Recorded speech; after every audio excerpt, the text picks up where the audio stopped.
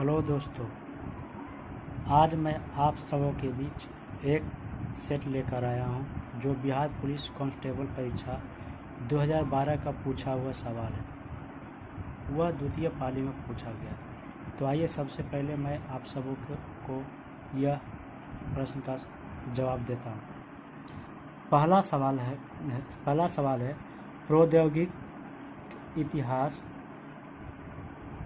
काल का अर्थ है।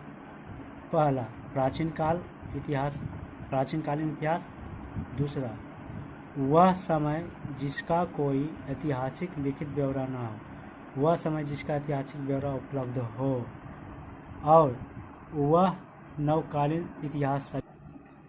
आपका आंसर होगा बी, यानी वह समय जिसका कोई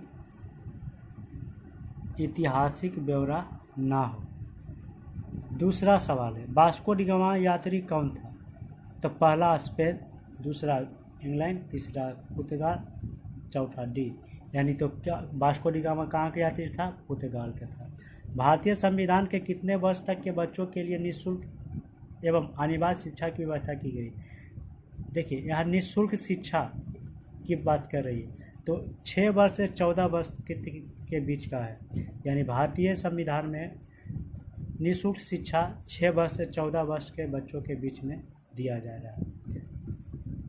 चौथा नंबर सवाल, नगर निगम के अध्यक्ष कौन होते हैं? तो नगर निगम के अध्यक्ष महापौर को कहा जाता है। पांचवा सवाल, बांग्लादेश एक स्वतंत्र राष्ट्र बना कब? तो बांग्लादेश 1971 में एक स्वतंत्र राष्ट्र देश बना। 1971 में एक स्वतंत्र राष्ट्र देश बना। सवाल नंबर 6, 42वें संविधान संशोधन द्वारा भारतीय संविधान की प्रस्तावना में निम्नलिखित विशेषता क्या जोड़ी गई है? तो 42वें संशोधन के संविधान में धर्मनिरपेक्षता को जोड़ा गया। सातवां सवाल, सांप्रदायिकता का अर्थ क्या है? तो सांप्रदायिकता का अर्थ है पहला मित्रता, दूसरा धर्म के आधार पर सामाजिक विभाजन, तीसरा धार्मिक सहिष्णुता और चौथा नैतिकता। तो आपका सही जवाब होगा धर्म के आधार पर सामाजिक विभाजन करना।